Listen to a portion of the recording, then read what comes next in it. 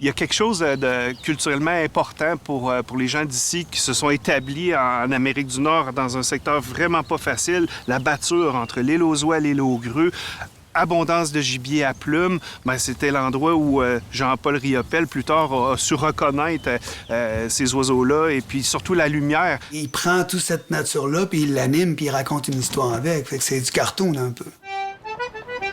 La première concession a été accordée ici en 1646 au premier gouverneur de la Nouvelle-France, Charles-Huot de Montmagny. La ville de Montmagny s'appelle Montmagny à cause de Charles-Huot de Montmagny.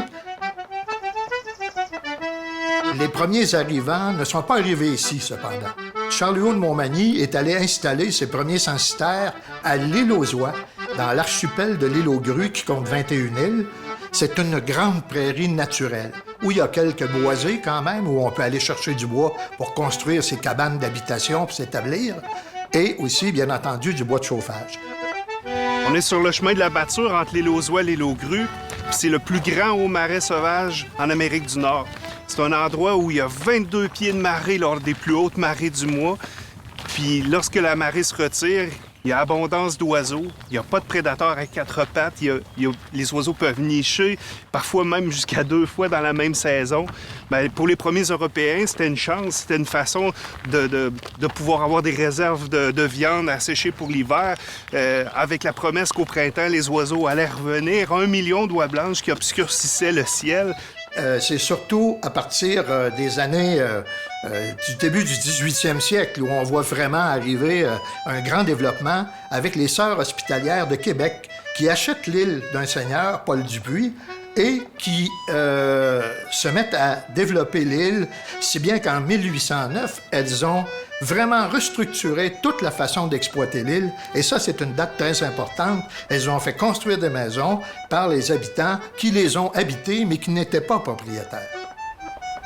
Ce qui nous mène à 1854, à l'abolition du régime seigneurial, qui, en fait, n'a pas été aboli à l'île aux Oies. Le régime seigneurial, entre guillemets, s'est terminé en 1964 à l'île aux Oies. C'est assez extraordinaire. Et cette année-là, en 64, l'île a été vendue au premier club de chasse à la Sauvagine qui a occupé l'île aux Oies, le club Saint-Laurent. Pendant ce temps-là, sur la côte, ici, le développement se faisait, bien entendu. On était dans le grenier de la côte du Sud. Ça fournissait les céréales à tout le Bas-Canada, finalement. Après ça, plein de monde sont venus s'établir ici.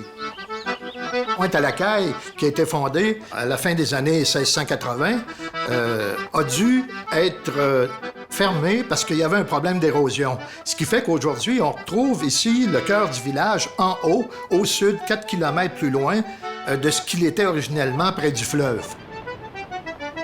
Tout ça a évolué, il y a eu des marchands, il y avait plein de monde qui sont venus s'établir, des artisans et tout et tout. Et on arrive au 19e siècle où là, Montmagny devient vraiment un chef-lieu et c'est prospère. Et, date importante, 1867, hein? C'est pas que l'année de la Confédération, c'est l'année où vient s'établir Bélanger. Alors, les poêles Bélanger, je pense qu'à peu près tout le monde connaît ça. C'est devenu Inglis par après. Et ça a été vraiment le début de l'industrialisation de Montmagny. Étienne Pascal Taché, qui est considéré comme un père de la Confédération, dont on a une magnifique maison ici qui est devenue un centre d'interprétation, va à Charlottetown et fait partie de ceux qui discutent pour signer la Confédération canadienne. Malheureusement, il décède avant de pouvoir voir ses réalisations, finalement.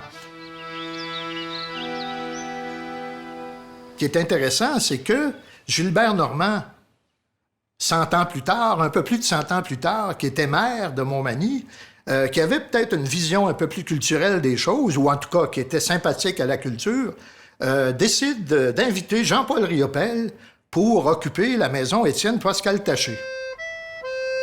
Je l'agaçais, puis je lui disais que c'était lui qui était le chapelain de la maison.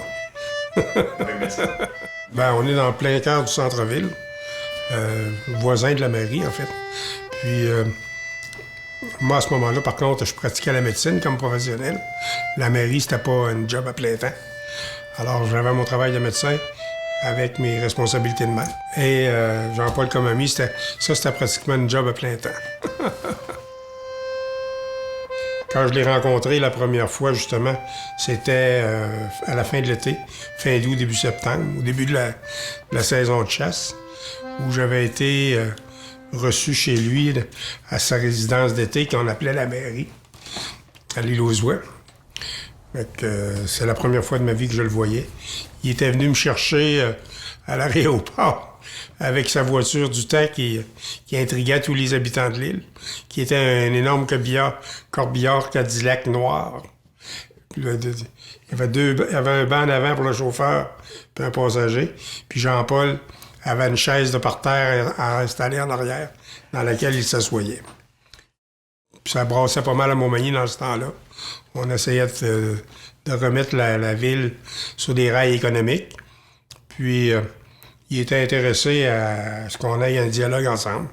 À Montmagny, à l'époque, l'hôtel ici, le Manoir des Érables, puis le Festival de l'Oie Blanche étaient les deux choses que la majorité des Québécois connaissaient de Montmagny. L'autre fois qu'on s'est vu, c'était au Manoir des Érables où on a pris un repas ensemble, en compagnie de Renaud Cyr.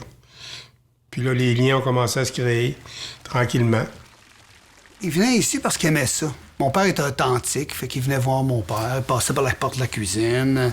Tu sais, ce qui est bien quand tu voyages ou que tu t'appropries des lieux, c'est que aussi que tu as cette impression-là d'être chez toi ou d'être chez des amis.